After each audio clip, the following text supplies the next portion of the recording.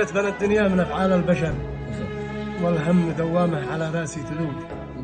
نفوس تظهر خير والنيات شر، وتطبخ الأحقاد من تحت الصدور.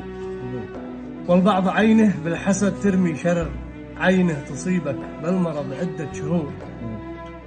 زادت ذنوب الناس والحقد انتشر، وكم ضحايا العين في وسط القبور.